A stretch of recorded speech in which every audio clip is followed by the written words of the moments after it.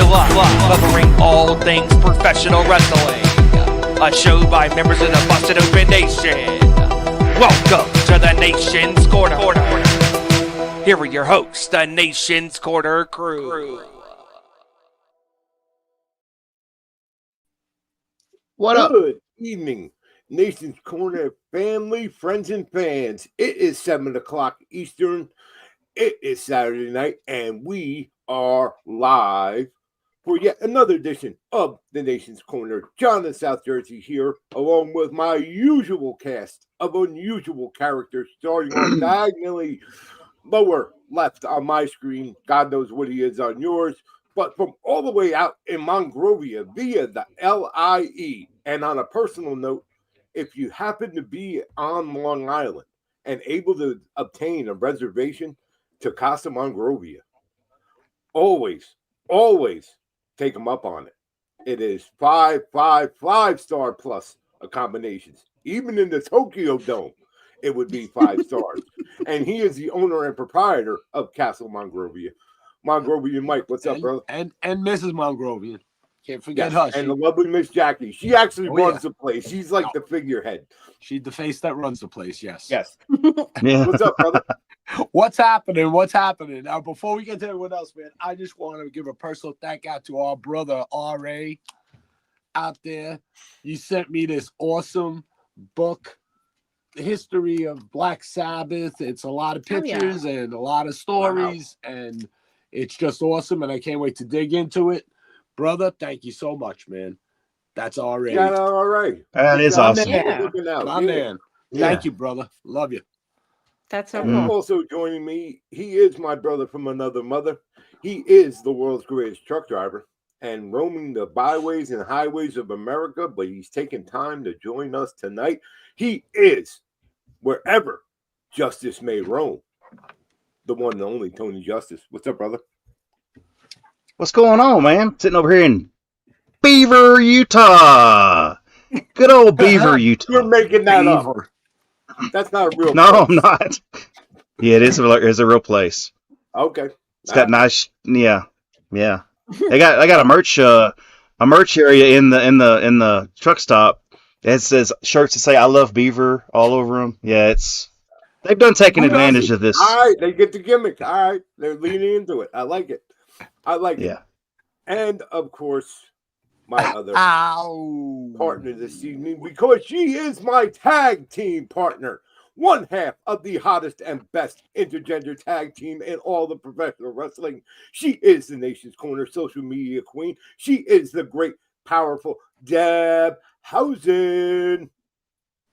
How's it going? What's With a happening? glass of wine. So Great. Yes. Cool glass of wine. I am drinking just Black Box Red Blend, and I am wearing this lovely FTR shirt. Enhanced advertising. I have a request. Hey, John. What? Roll it back. Deb, yes. what did you say you were drinking again? Black Box Red Blend. Can you say that 5 times fast? No. All right, but since you showed your t-shirt, Deb, which is customary. All right, fit check, everybody. Who's wearing what tonight? I'll start. In honor of GCW Fight Weekend and the fact that GCW Fight Club is tonight and tomorrow, including tonight the big team-on-team death match between GCW and JCW. I am shouting out, of course, my guy, my friend, the bulldozer, Matt Tremont. Oh, yeah. Hell yeah. Nice. This is a Bobby Orlando shirt. That is a Bobby Orlando shirt. That is. We saw And he is Bobby Orlando. He is. I do 6 tricks in it, too. And his theme song is This is the Bobby Orlando song. That's right. Done by the awesome and also the greatest wrestler alive. You can't beat him in 5. No. Max Caster. Let's go, Max. Who knew? The best wrestler alive. And Tony? All right. And Tony, You have one that's Well, really of for all of us. course, yes, the Busted Effin' Open shirt that I got on location last year at the Busted Open party at a neck of the woods that John is very familiar with, the East W Arena. Yeah, So, that Yes. fucking bingo hall. yeah, Yes. And yeah, no great joke, I memories, legit great almost memories. wore that shirt today as well. That would have been hilarious if I wore that shirt too and we didn't even plan it. Wow.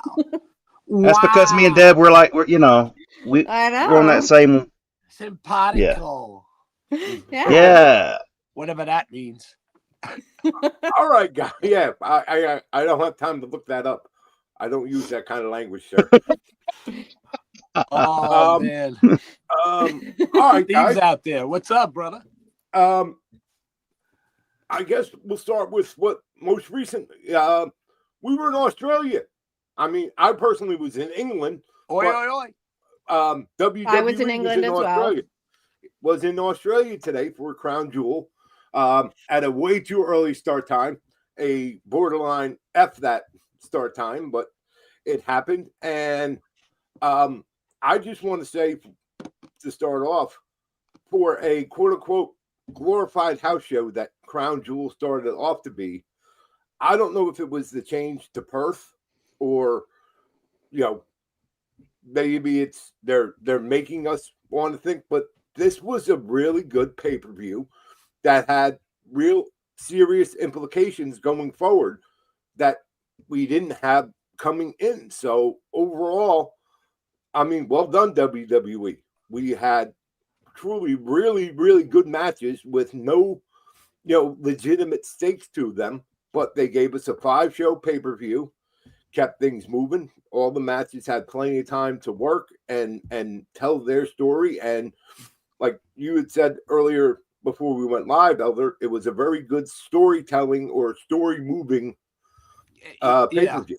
Yeah, it makes me looking forward. I'm looking forward to Raw. Yeah, I'm very interested to see the fallout from all of this. Deb, what stuck out to you the most? Well, I was mainly tuning in for Cena and AJ. As soon as the Cena and AJ match was announced, I was like, yep, I definitely want to watch that. So I was mostly just watching for that. But then once the Cody and Seth match was announced as well, I was like, well, anytime those two face each other, it's bound to be a really, really good wrestling match. So yeah, I wanted to see that as well. But definitely Cena and AJ was like, and I skipped through chunks of the show, but that was the main reason I was watching, and it definitely delivered. Yeah. All right, Tony. Well, like I said before, I'm still watching it. I've gotten to the Tiffany match, the end of that match, and then I stopped to start setting up over here. But I will say, I enjoyed the way it started out with that video package that was narrated by Rhea Ripley. By the way, happy birthday, Rhea Ripley. I love that intro, and them just going to the different crowds and the different places in Europe and the United States, and just kind of focusing on the crowd, because here lately, especially when we go international, the crowds are just crazy loud, and so I really enjoyed that package. And then of course the first match, Roman and Bronson Reed. What I enjoyed the most about that one, the end, when you could hear Roman and the Usos talking to each other, and the very end, and then Roman says, "I love you, but I don't want to see you till Christmas." Yeah. Not even welcome. We're bypassing Thanksgiving, Christmas, no Halloween, no Christmas, no Thanksgiving. Yeah. No want to see you. No random family barbecue. Not Christmas. And let's just touch on that because it was the opening match. Are we ready to see a having fun Roman? Because a lot of that match, he was really just having fun and kind of working the crowd. Are we ready for that? Are we at that point with the tribal chief? If they respond, personally, I am. Personally, I am, because I kind of think the Bloodline saga, in my eyes anyway, to me, to borrow a phrase from Sam, to me, the Bloodline saga is kind of like, I just like to move on from it. Like, I don't really need to see any more family on family drama. I'm ready to see Roman just having fun. I don't really want to or care to see him, doing more battle with his relatives, for lack of a better term. Yeah. Right. Yeah. What about you, Elder? But I love the match. It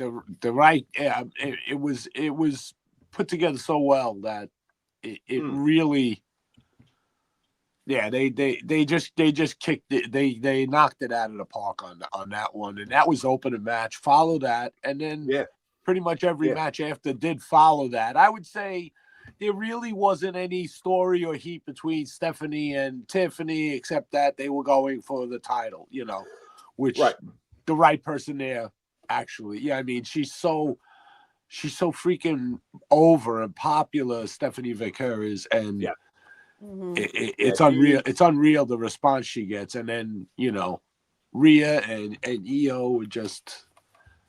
It was just a really, really good show, and quick shout out to the crowd in Perth, Australia. They were hot the whole time, and they were into and biting on everything. And I say that because let's talk about the big elephant in the room that everybody is absolutely and right. Hey, I lost a lot of weight. Well, I can't say Tommy because that's not nice to make Tommy Dreamer fat jokes. No. Especially the night before Bound for Glory. But let's not. Bully will take care of that for us. Especially when he could Death Valley drive us all. Let's absolutely talk about the absolute highlight of Crown Jewel, Cena versus AJ. From start to finish, that was an absolute epic masterpiece. That's it. Just we knew what we were going to see with Cena's entrance. You have AJ come out. He's wearing the debut TNA throwback gear, the short pants and the vest. That was his TNA debut gear that he brought out. Changed slightly, but that was inspired that gear. It's so great. I really wish I was watching TNA back then. Like I wasn't. I had heard of it, but I didn't even know like where it was on TV.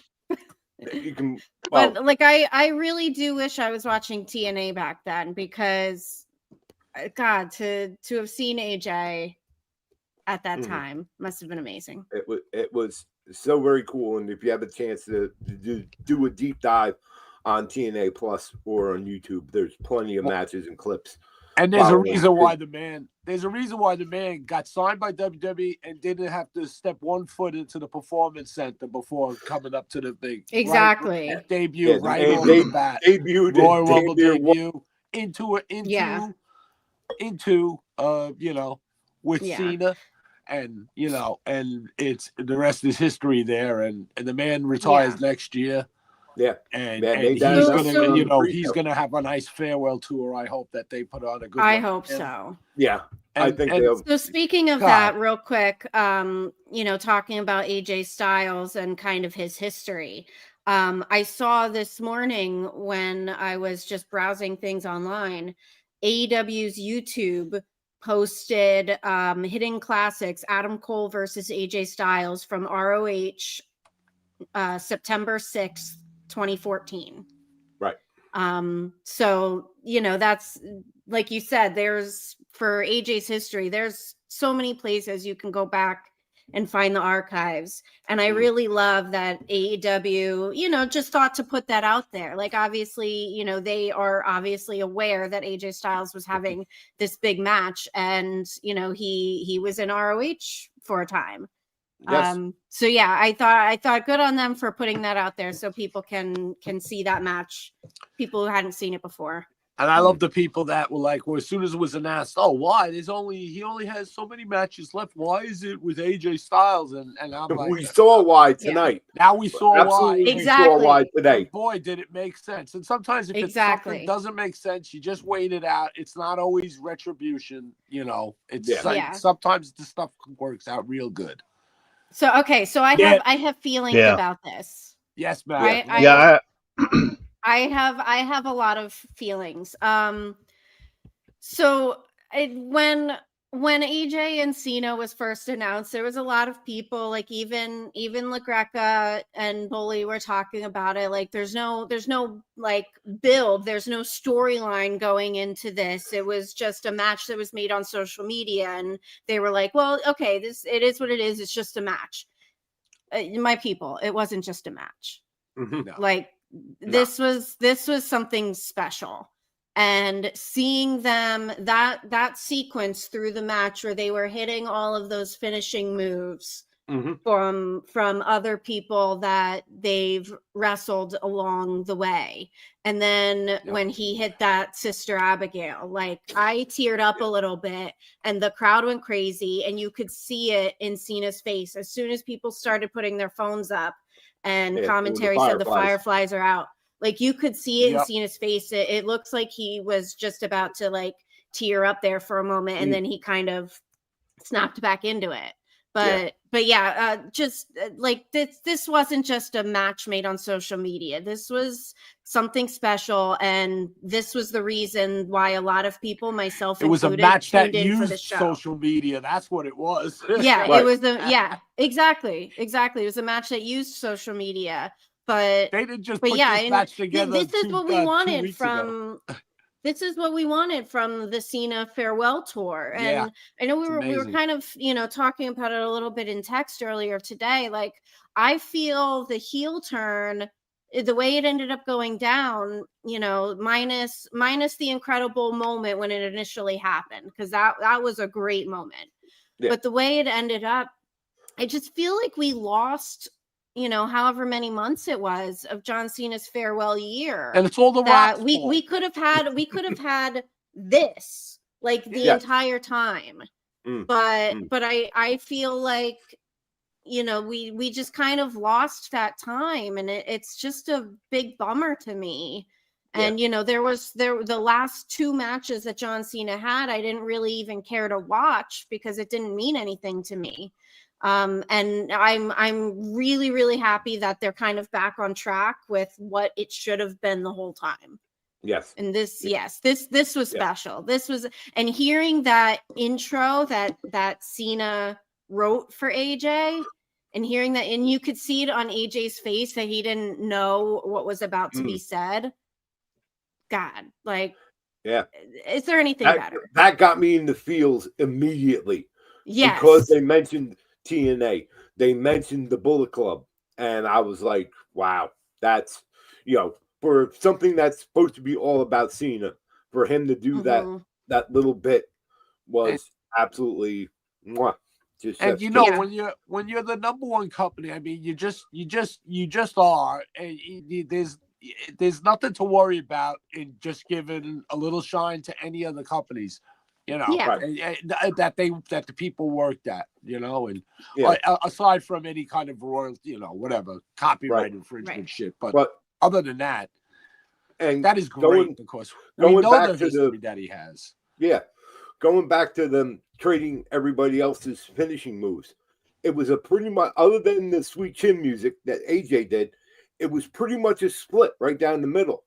Cena doing the WWE, WWF stars moves, up to and including the Tombstone that won them the match, and AJ doing two key moves that were from TNA guys. Samoa Joe, he did the Coquilla Clutch, and he did the Angel's Wings, which was the finishing maneuver of the fallen angel Christopher Daniels. Yep. And on a note, like you had said earlier, Deb, you want to watch a match that absolutely epitomizes what TNA was at the time, and is, my opinion, the greatest match in TNA. Three-way for the X Division title: Samoa Joe, AJ Styles, and Christopher Daniels, I believe 2004, maybe 2005. It is an absolute mat friggin' classic. And to have those two finishing maneuvers and moves put into that was really, really super cool for me to see. Yeah. Along with all the other finishers. Yeah, really. John, you're a legend. You're that. No more RKOs, please. No more RKOs. It doesn't look right. You trying to do it. And he botched on the pun kick. So well, the thing is, the RKO looks so impressive because Randy Orton is like a foot and a half taller. That's true. Yeah, that's true. When he gets that big long body going, it looks you did it great. It was fine. Everything. Yeah, no, that was an RKO from right over there, not from out of nowhere. Yeah. I just want to go back to Steve's comment here. He said it's the only era this could happen in. Could you imagine Flair going for Savage's elbow or Steamboat's crossbody? This is an interesting point, Steve, because there's always talk of like finishing moves don't mean anything these days because everybody kicks out and blah blah blah blah blah. And this is a good point because, in that era where the finishing moves were, more meaningful, I guess, you could say. Protected. Yeah, protected. That's a better word. Yeah, doing what they did today could not have happened back then because the moves were so protected. So I guess it's kind of like a catch-22. Like the moves are not as protected anymore. Like they do finishing moves and false finishes like crazy during matches. But it was beautiful in this match, giving that, and we've seen this from Cena's, the last few matches he's done, giving those nods to all these other opponents in both of their pasts. You couldn't have done it in previous eras because things were different. And that's one of the positives about this era that's like that they could do all these finishing moves to just pay homage to other wrestlers that are respected. Yeah. One other point I wanted to bring up for Crown Jewel, and then we can move on. The tag team match, Rhea and Io versus the Kabuki Warriors. And I pointed out because it was amazing. If you're not familiar or haven't seen true Joshi style female Japanese wrestling, watch maybe 4 or 5 minutes of the match where it's Io and Asuka. Yep. That is a pure legit Joshi match. Hard hitting, a lot of moves, very fast paced, and two absolute masters at it. And goddamn, it was entertaining to watch. Regardless, everything else about the match, man, that one sequence that they had together was absolutely fantastic. And kudos to them for actually WWE for letting them, work that match that way, because that we don't see that much. We're familiar with it, but we don't really see it. And if you want to become familiar with it or are a fan of it, watch it, because it is absolutely phenomenal. And those two, all four of them, beat the living hell out of each other, which is always fantastic to watch. And happy birthday, Rhea. Getting the heroes welcome in her home country as you do. That was awesome. So good. Yeah. All right. Any other comments on Crown Jewel? Everyone seems to talk about seems to be talking about the post show, where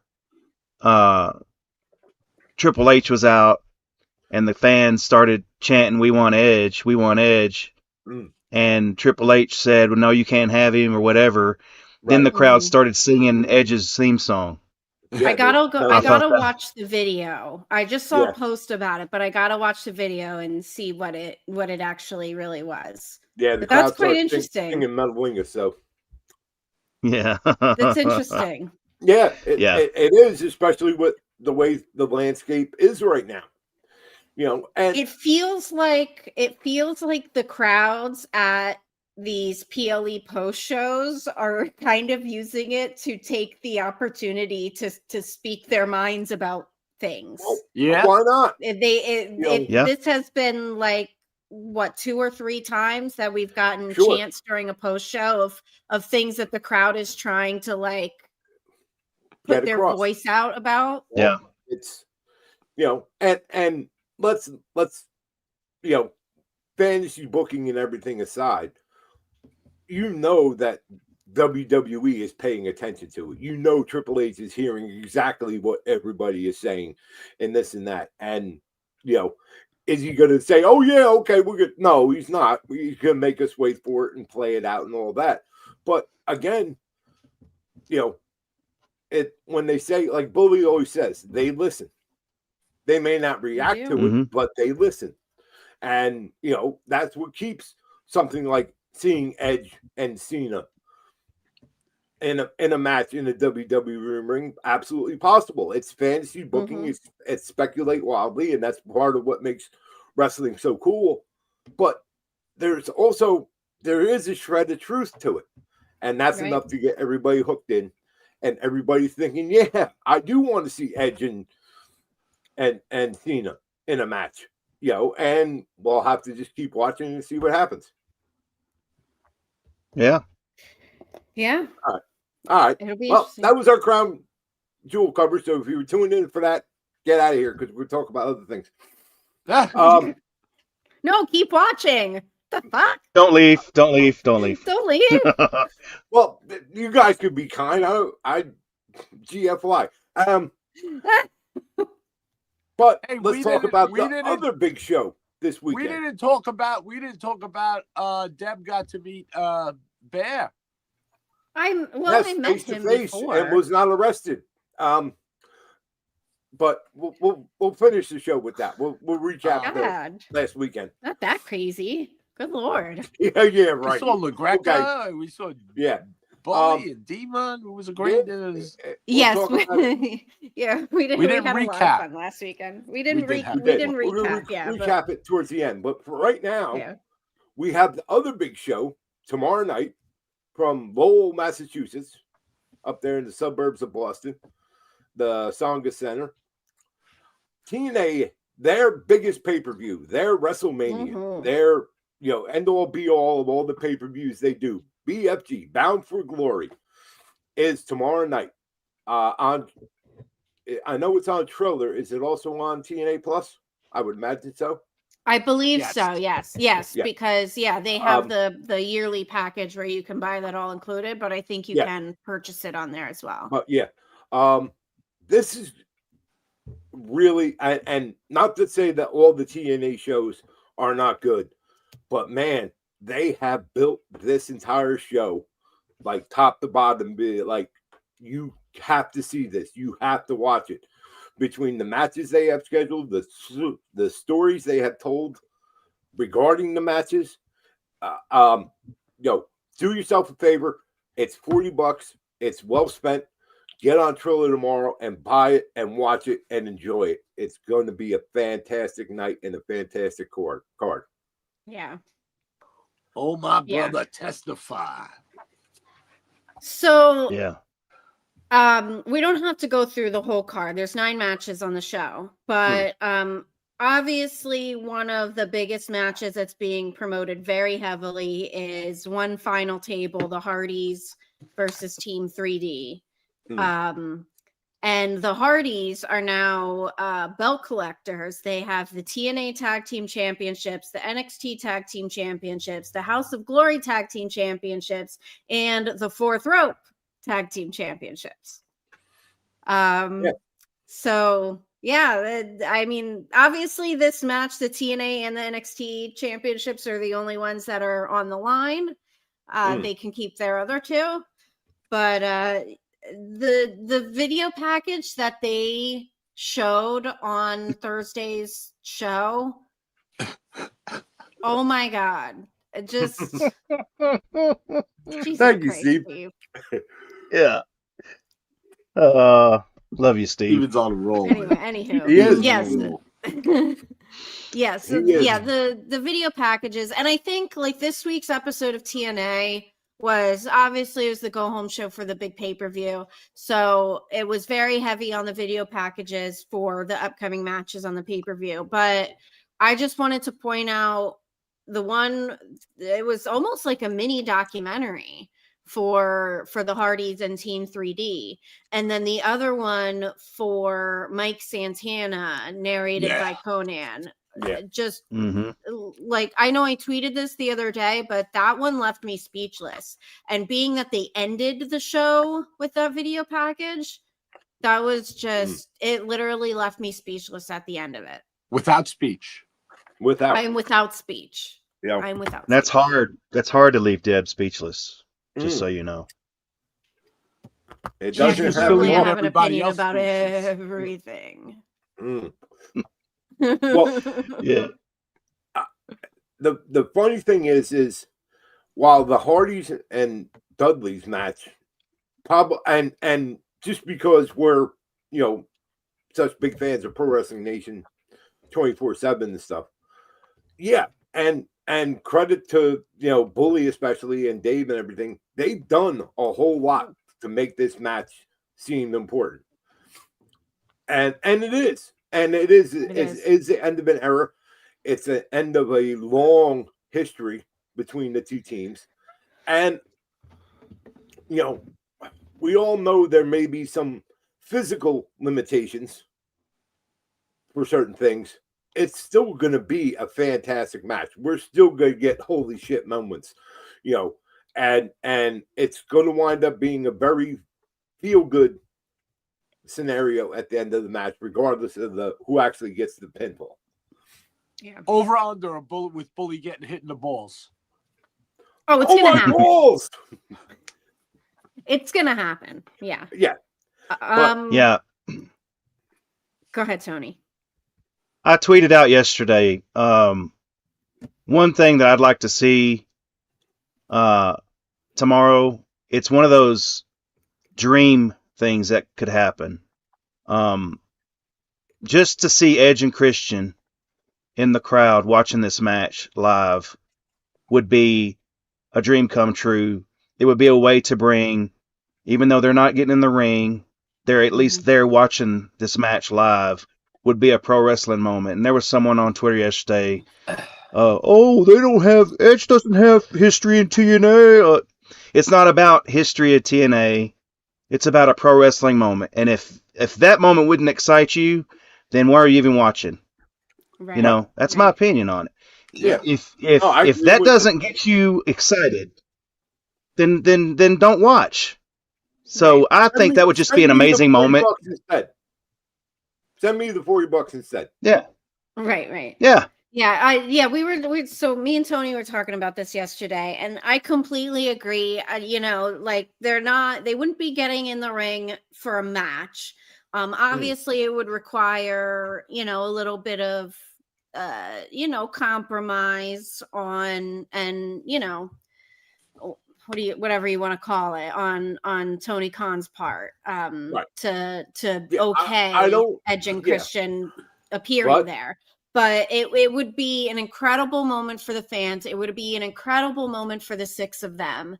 And yeah, that it would just be amazing. I think them appearing on a TNA pay-per-view, just appearing there front row and having some sort of a moment with the six of them for the last time. I think that would be an awesome compromise. And I think Tony Khan is the type of wrestling fan that would just want to see that happen. Like, regardless of him being the boss of AEW, we know how much of a crazy wrestling nerd he is.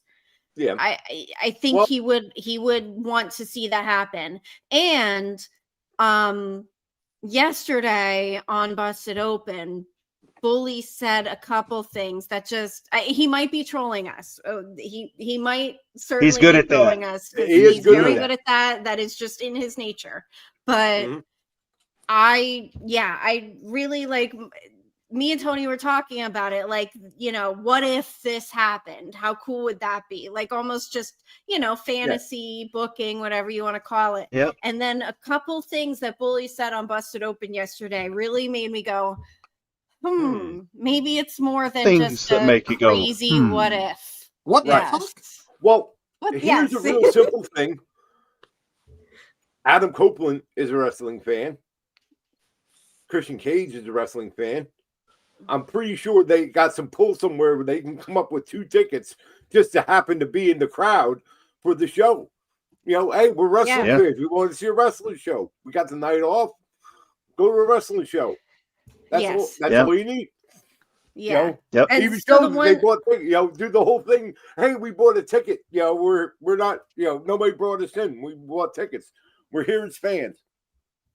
Yeah. Walk in like Wayne and Garth with it around. The backstage passes. Go along backstage passes. Yep. But something like that. So the one thing that Bully said on Busted Open yesterday that really got me thinking even more. And again, he could just be trolling us. He's very good at that. He said it was put together with the fans' best interest in mind. Yes. I picked up on that too. Yeah. So that Who's to say? To me, that says Who's we're to going to say? play the hits. We're going to have the crowd participating. We're going to have everybody yell real loud, get the tables, and all that. Are we going to see some sort of technical masterpiece? Absolutely not. No. No. That's not what this And if they tried Have we to, I'd ever be like, with what the Bully fuck and is this? Devon? Have Bully and Devon ever had a technical masterpiece? No. Yeah, I don't think so. It's not what they do. And there's no point in it ain't They broke. have 5-star Don't fix it. crashes. Yes. It Yeah. ain't broke. Don't fix it. Exactly. You got 4 guys that are absolute masters at what they do, have incredible history and chemistry together. Just put the match on and let them go do what they do and let them do whatever they want to do. And you're going to wind up with a fantastic match. Yep. Absolutely. Now, I have a couple of thoughts about other matches on the card, and Matt said it before, and I agree with it. Let me just bring that up real quick. Yes. That is your match of the night right there. That is going to blow the roof literally off of that place with those 2 kids. And I do mean kids. They're crazy. Jesus.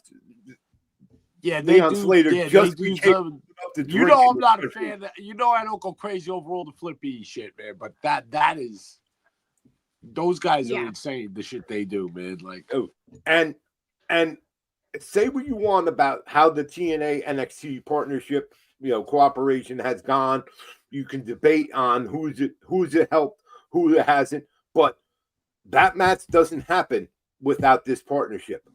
Exactly. And that, you know, that enough there is more than enough for me. Just for the fact that you have these 2 young guys that are literally probably the faces of their respective companies for the next 10, 15 years. We as fans can't control whatever goes on politically or behind the scenes with any companies, as far as even Edge and Christian appearing and this and that.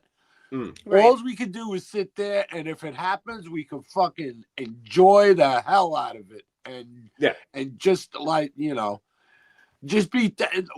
No matter what happens right now, we're in the greatest time of fucking wrestling right now. Oh my god, yeah. We're in the decade of fucking wrestling. Since we got out of that shit pandemic, and the only silver line I got out of the pandemic is I made lifelong fucking friends that I love forever. That's it. Yeah. Everything else can go to fucking hell. So I just wanted to point out with this, along the lines of Javon and Leon Slater, is something that Seth said to me yesterday. So NXT has Javon Evans. TNA has Leon Slater. AEW has Kevin Knight. These are 3 people, young Black wrestlers who have really kind of made a massive splash in their respective companies. All 3 of them wrestle a very similar style, and they're all just way too ridiculously good for their age. Yes.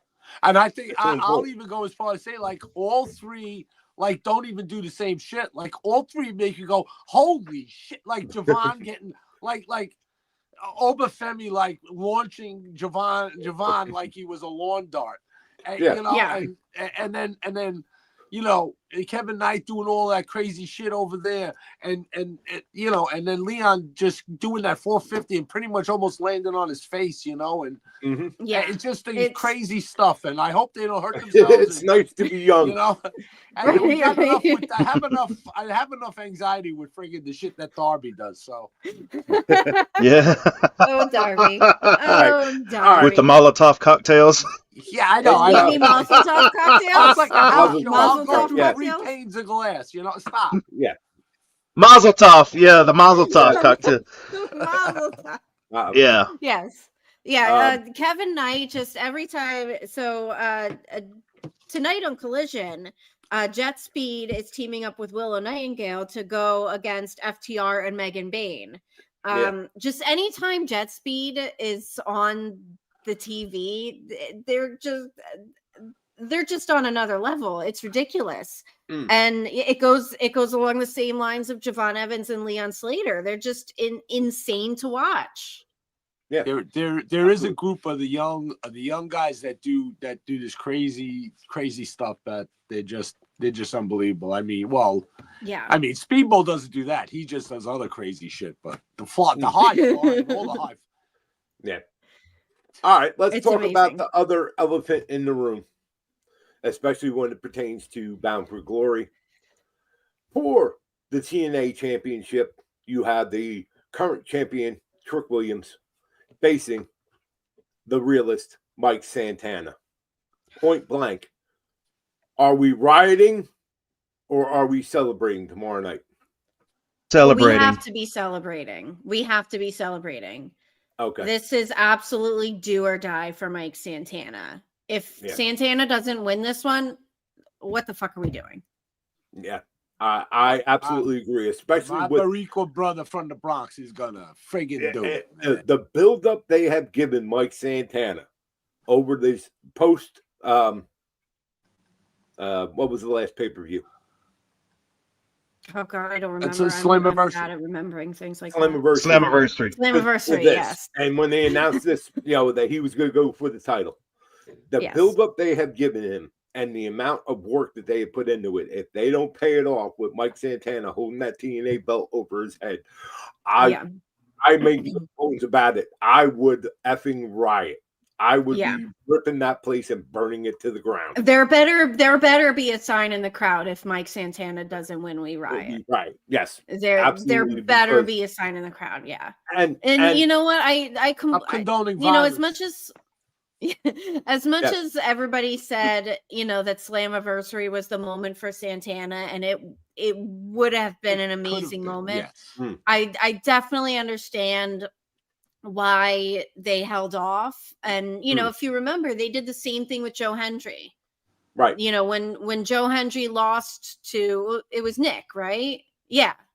When Joe Hendry lost to Nick the first time, everybody said that was the moment. That was the moment. You squandered the moment. Right. And they made us wait a little bit longer, and then the moment was better. And as far as I'm concerned, this is the same here. And equally interesting in this is, especially from that, when Joe lost the title to Trick, everybody was under the impression, it's going to be Joe and Trick going forward to see if Joe can get it back. But almost kind of very organically and naturally, Mike Santana started creeping in, and the people absolutely took hold of it and went with it. And, we've seen now, I don't know if Joe Hendry is even on Bound for Glory at this point. Not as of now. I mean, he might be in the Call Your Shot Gauntlet. Yeah, but to see how all that momentum and heat, that good heat that Joe Hendry had, just organically get past and surpassed to Mike Santana. It's been absolutely amazing storytelling and everything from TNA. Yeah. Oh, you know what? He is in the Call Your Shot Gauntlet. Oh, okay. He is. Okay. Yeah. But it's going to be a fantastic match. Say what you want about Trick and the character he portrays, Trick is really good in the ring. And they say you need to step up competition. Yeah, you need to step up your competition to become better. Trick Williams becomes better tomorrow night because Mike Santana is also really good and really experienced. And I think the two of them are going to put on a fantastic match, which Mike's ready to take him into some deep water. Yeah. And I really need TNA to have a champion on the show again. We thought we had well, it. Matt, we thought we had one. So you had it, and we realized what happened. Stuff happened, but now Kalani Jordan has it. But at least she's not like, oh, I'm in a, she's like, she's really proud to be representing NXT at least, I understand like the timing. Trick is just healing it out, but yeah. And who's she going against? Kalani is facing Indy Hartwell. Oh, okay. There you go. And I hope Indy wins. I hope Indy wins. I hope so too. And and it's not that I don't want to see Kalani have a decent championship run, but I know this. I don't know, but I'm surmising that this wasn't the plan. It was supposed to be Indy and Ash by Elegance at Bound for Glory, and then Indy going over. But things happen, and shout out for Ash, whatever it is. Hopefully, it doesn't affect quality of life. And thank you for what you did as champion and the work you put in. And I hope that better days are ahead for you. But that was quite a shock. That was they pivot. Can we please just remove that word from the wrestling lexicon? No, but then how will we ever make the friend references ever again? I mean, the Friends reference is fun, but shut up. I'm so well. Yes. Every time I hear that word, I think of Chandler going, "Shut up." All right. But, we're digressing. Yeah. But the Nation's Corner Facebook group is going to go crazy. Well. Hey, we have our fans. What can we say? When you're as good talk as about wrestling. Oh, we probably get talked about on By the way, my top 5 eat it, haters. Murders, eat my it. top 5 murders. I couldn't get in online, so I'll tell him again. No, okay. I had one. I couldn't get it in, and it's not even a horror one. My favorite kill is from The Shining when Jack Nicholson buries the axe in the Scatman Crothers. Yeah, well, that's a horror. That's an awesome scene. He's just like a little whack right in the chest. All horror doesn't have to be Jason slicing 30 people up every movie. It's. I don't know horror movies because I don't like scary stuff, Dave. But my top 5 kills are all from Kill Bill. So. Oh God. That's that. Oh well, that tracks. All right. My top 1,000 kills are from the movie Shogun Assassin. One match that I'm personally interested in is the rematch for the International Championship. Former champion Steve Macklin gets his contractual rematch against current champion, the King of TNA, Frankie Kazarian. They had a really good match at Slammiversary where Frankie beat Steve. And, everybody knows I'm all with my Jersey boys and my Jersey girls. See, he's a local guy. He trained 4 blocks away from me at the Monster Factory initially. Steve's always been one of my guys. And he really took that international championship that grew out of the, kind of gimmick title of the digital media champion and really made it a legitimate secondary title in TNA through the he had and everything. And I really think that's going to be an excellent match too. And I don't know who wins. On one hand, I can absolutely see Steve becoming champion again, but it's Frankie Kazarian. And those who don't know, Frankie Kazarian is really fucking good. And he really fucking is. Frankie retaining and going on and continuing being international champion. Yeah, absolutely. Yeah, and Frankie is a Metallica fan like I know all of us are. Right. Frankie Kazarian is just like the epitome of like cool guy. Like Yeah.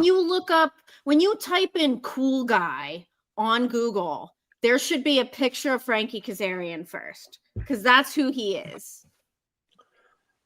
He is pretty cool. I met him in his school. He's a rock star. Yeah. He's a rock star. He is. He is. He actually is. And screw you, He Ezra, really making is, fun of my yeah. haircut, Ezra. Speaking of Metallica, I went from the Master of Puppets look to fucking load. Load. I just got to put some mascara on like fucking Lars. Hey, man. Frankie Kazarian made bass players cool Yeah. because he plays bass in his band. But one final match, and My hair will grow back, Ezra. Everybody's thoughts on, because I think this has been really interesting with the kind of like, it hasn't had like this big main build, but Tessa Blanchard versus Gia Miller. And Yes. I have a lot of different thoughts and feelings on this, but I don't know how this is going to go, because I mean, she doesn't do it in TNA, but Gia can and has wrestled. She has wrestled on other indies and everything else, and she's kind of a badass when she's not in TNA. And she does a great job doing the backstage interviews and all that and little vignette stuff. She does absolutely fantastic. She's very talented. And I'm going to keep personal feelings about Tessa Blanchard aside in this and just concentrate on the wrestling. Tessa Blanchard's really, again, is really fucking good in the ring. And no other context do I think that Gia Miller has a chance against Tessa Blanchard in a wrestling match. Personal stuff aside, you're talking about a 2-time former TNA champion, not Knockouts champion, TNA champion. Yeah. And regarded by many as being one of the best wrestlers and technical wrestlers in wrestling today. So I don't think that, but the way they're seemingly building this is it's going to be more like a street fight, and as it should be, because especially if you've seen the vignettes in the backstages and the attacks that Tessa did on Gia, this isn't going to be I can beat you in a wrestling. No, Gia's like, I'm going to beat the fucking shit out of you. And I want to see Gia beat the fucking shit out of her. I do. And I believe that's what everybody's thought is. But I'm very interested to see exactly how this match plays out. Yeah. Yes. I think it's going to be fun. I think it's going to be a good match. And G really came close when she did that backstage vignette to Tessa. She pretty much came as close to anyone did to saying all the bullshit that people had to go through behind the scenes with Tessa in the past, So seeing that they're bringing this out, it's going to be really good, and she's really doing a good heel job, and she doesn't need any help, but she's doing great. I'm just glad we get to see Gia, actually wrestle, because we know she can. Yeah. She has on Pro Wrestling Revolver. Yeah, and other indies. Yeah. Like I said, I'm just very interested to see how they absolutely have had my interest in this match since they announced it, and I just want to see how it plays out. She's got to get some sort of receipt on test. I hope so. I hope she gets several. Yeah. And like I said, all the interviews and everything we've seen, she was just on Busted Open After Dark Thursday with Denise. Yes. And, she kind of made no bones about it. I don't, this isn't a wrestling match. I'm going to go out there and beat the shit out of her. You don't give an F. Yeah. None given. She's just like F around. Hidden behind that sweet Southern accent. Yes. Mm-hmm. She needs to get a CVS receipt on Tessa. Yeah. And again, she absolutely, outside of the wrestling ring, of course, she's an absolute sweetheart of a person. Front Row and I were at WrestleCade last year visiting with our good friend Izzy and her parents, and see that at the table next to them was Zaya Brookside, Gia Miller, and one other girl from TNA. I don't recall, and Front Row ain't here to correct me. But we wound up talking to Zaya and Gia just as much as we were talking to Izzy and her parents. And she's an absolutely wonderful girl, and I didn't expect anything less. But yes, you know, and yes, she does have beautiful eyes. She has ridiculously beautiful eyes. Yes, and she was all that. She was gracious. She was, you know, kind, and seemed genuinely interested in the conversation. But, however, they call her mean Gia Miller for a reason, and I think we're going to find that out tomorrow night. Oh, Yeah, I agree. right. Real quick before we get out of here, I just want to run down a little bit of collision stuff happening tonight. Eddie Kingston's going against the Beast Mortos, which if you didn't see on Dynamite, if you did see on Dynamite this past week, Sammy Guevara, you know, everybody's favorite pillar, had a little promo to Eddie Kingston, which Eddie replied that the Beast Mortos shouldn't have Sammy talk for him anymore, basically because he's getting him into shit, which I thought was and so, I mean, I'm so glad to have Eddie back, and I'm really loving how the Beast Mortos is so over now. He's really fucking over. Also, Max Caster and Anthony Bowens are being forced to team up against Big Bill and Brian Keith. If any of you missed this past weekend's AEW with Max Caster and Anthony Bowens, I think it was a very healing experience to see the two of them being forced to team up, even though neither of them wants to be anywhere near each other. I definitely recommend catching up on that episode of AEW. It was really interesting. And I think I've spoken about this before on the show, that like, you know, everybody wants to talk about, like, why did the Acclaimed break up? And Max said it right in that episode of AEW that, like, he was becoming a villain. Like, the people really turned on Max during that time because people got offended by things he was saying in his raps. And he literally said on AEW, he said, I'm not rapping again on AEW. He said, you saw what happened to Jimmy Kimmel. I'm not letting that happen to AEW. He said that. Fair point. So, yeah. But they started out as heels. Right. Yeah. I'm really loving this slow burn that they've been doing with Max and Bowens. You know, just kind of the slow, like, them kind of interacting with each other a little bit during the show, and now being forced to team up. Nice so T.G. Shepherd reference, Deb. Nice. What are you talking about? She has no idea what I just said. I have fucking no idea what you just said. Well, I'll say this, Deb. If we can have Jurassic Express back, why can't we have the Acclaimed? Exactly. And I love the way that they're doing it. I mean, obviously we can see that it's going to lead to them, you know, fully reuniting together. And that's, you know, that's the way that it looks like it's going. But I love the way that they're telling the story with the two of them. Story. And when they do story.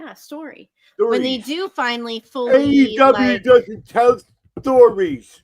That legit when they do finally, like, you know, hug it out or whatever, you know, is gonna happen when they you know, finally fully get back together as a team. Hug it out. It's oh my god, it's gonna be awesome. It's gonna be awesome, and the crowd's gonna love it. But I do absolutely think that it was necessary for them to break up for a little while. With the way things were going at the time, it was necessary.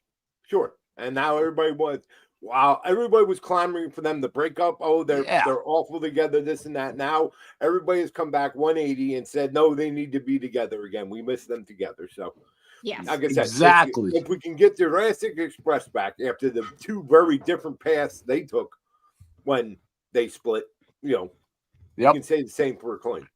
Yeah. And Yeah. you know what's great about this AEW talk? No talk about the Death Riders and Moxley. That was wonderful. All right, good night, everybody. Oh, you know what? Speaking of, Oh, no. Oh, no, I know where no, Deb's going with this. I I think I know where Deb's going with this, and I agree. I'm not gonna. So okay, so I'm gonna talk about Your Mox. pop, Tony. I'm just gonna talk waiting on about Elder. Mox really quick. So I think Mox is in a very interesting position right now. You know, he brought in Danny Garcia, and I really I'm gonna fucking mute you if you keep going. I mean, Danny Garcia, you just put me to sleep.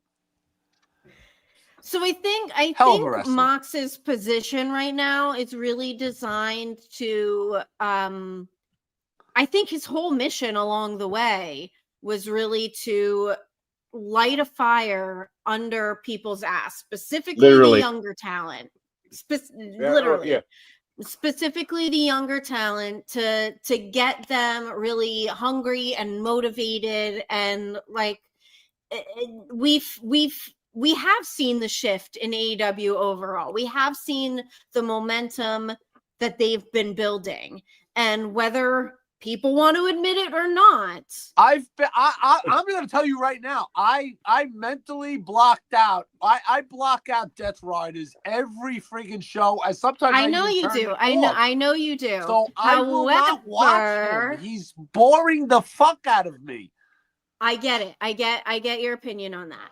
However, I think that the entire saga has absolutely accomplished its goal into positioning AEW in a better place, and helping to elevate younger talent and get a lot of the younger talent just on the same page as far as like what did it do for Hangman? like, what did it do for Hangman?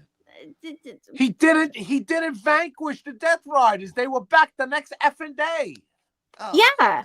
And of course, because Hangman taking away the championship from Mox doesn't automatically mean that an entire faction. I brought this on myself, Tony. I brought this on myself. Yeah, I'm gonna mute you if you keep going, because Hangman beating Mox doesn't make an entire faction just poof go away. They're still a group.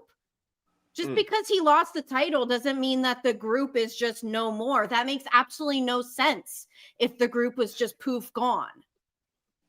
Just because he lost the championship, the group is still together. They are still a group, and they are still fighting for what they believe in their goal. Like any faction, think of any faction. Just because one person in the faction loses a championship, that means the faction is just dissolved. That would make no sense to me. That's a good point, Seth. Yeah. I was thinking the same thing. The bloodline did disappear or go away. Right. So it makes much more sense that the faction is still a group. Yeah. Like why would a faction honestly, just completely dissolve and go away just because one person lost their championship? And honestly, not go away. Just I mean, just it's the same thing. And now we will see Darby. It's a schmaz. It's a run-in. It's a schmaz. Yeah. That's all they ever do. It's just it bores me. I'm sorry. It just bores me with what he does. And that's your opinion, and you're perfectly. And he bored me with his whole year of ranting, not knowing what he was saying.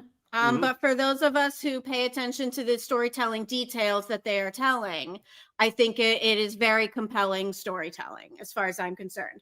And I thought it was really funny. This is actually the initial point that I wanted to make before Elder made me go on another point.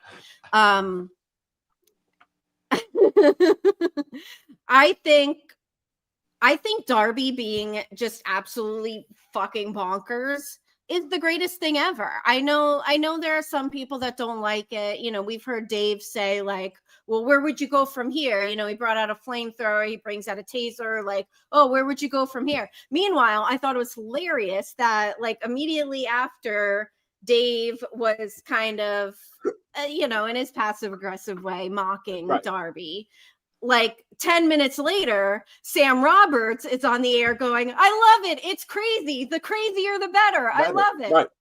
Yes. Yeah, So, I love seeing Darby show up at that Comic-Con and attack Mox. Right there in front of. I thought that was great.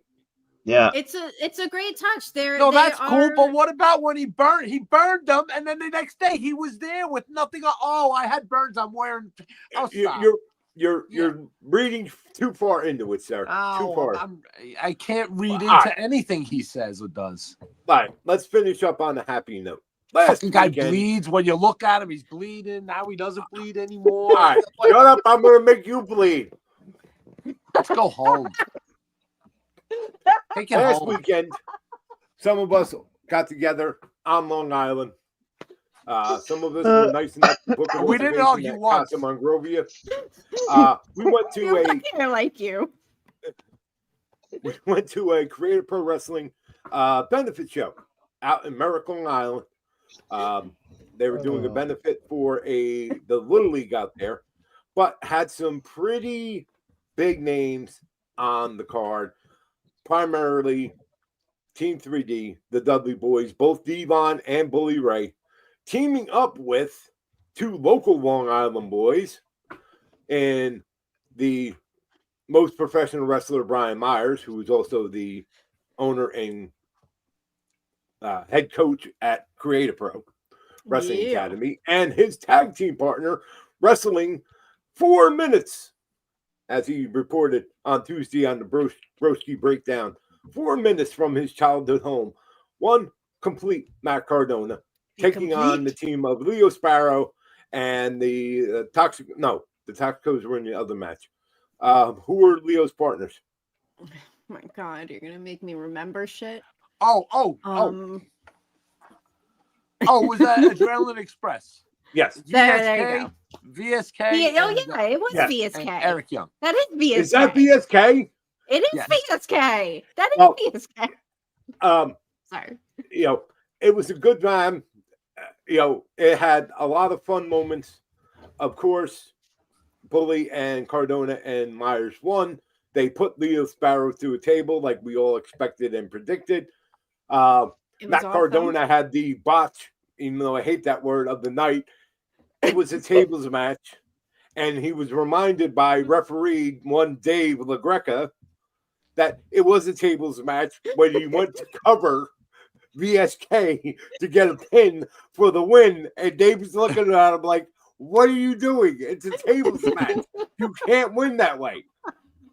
And Brian Myers and Bully both yelling at Cardona, what the fuck are you doing? Cardona's like, what are you doing? Count. And Dave's like, no.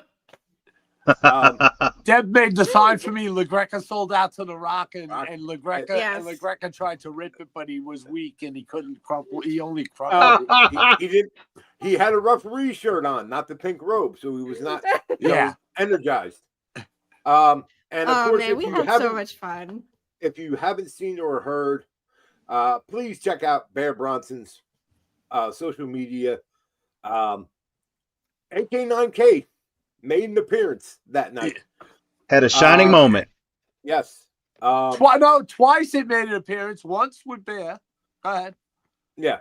And the poor recipient, the leading man, Jack Tomlinson, exactly found out why it's the most dangerous weapon in all of professional wrestling. And a very cool moment that was set up literally minutes before the match actually happened, with a conversation with me and Bear, and didn't know it was going to happen until it actually happened. But AK was ready to go, and check out. There's a couple different videos of it floating around, and my best comment I saw on it was somebody had posted on Twitter, "Who the hell gives Bear Bronson a leg to hit somebody with?" Well, hi, that's me. There you go. But it was such a great night. We had such a great night with the crew. Dirty had come up from Texas. Shout out to him. And nice enough to treat us all to a meal. Actually, I should thank his company. They paid for it. But it was good. Scott from Long Island, who we don't get to see too much, who is a very integral part of the crew and has been. And his son, who was at his first live Scotty ever making the wrestling heads. match. Yeah. Yes, shout out Um, to Scotty. I don't think I've seen Scotty in person since the first show we went to at ECW Arena. Yep. Wow, that was all Oh, the way yeah. back in 21. Yeah. Yes. Yeah. I And don't his think kid's I've a seen fan for Scotty in life now, person too. since then. So it was Mm. awesome to see him again. We love Scotty. He is the backbone of everything that we do. Yes. Yes.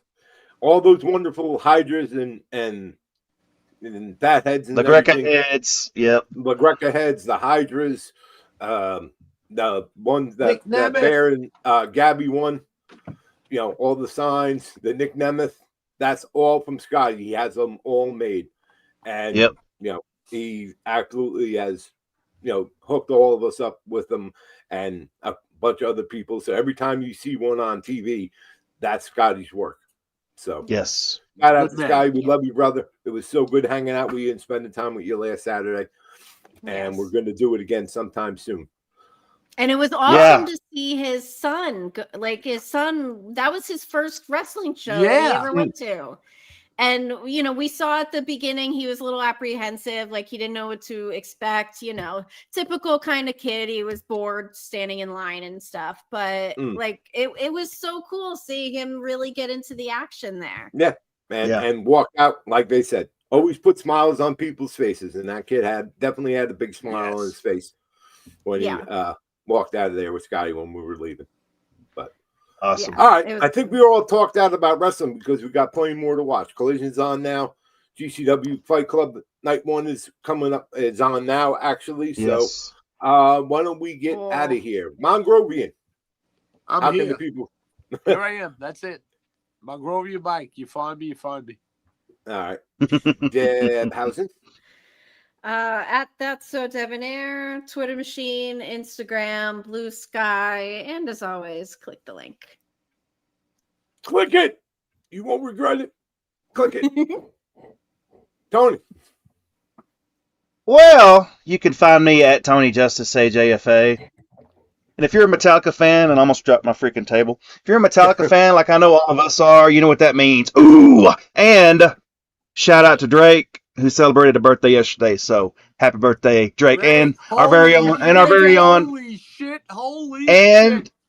our very own Stephen Wyan, too. Happy birthday, Steven. Hope you had a happy birthday, brothers. And How does he as know always, it's his birthday? right. There you go.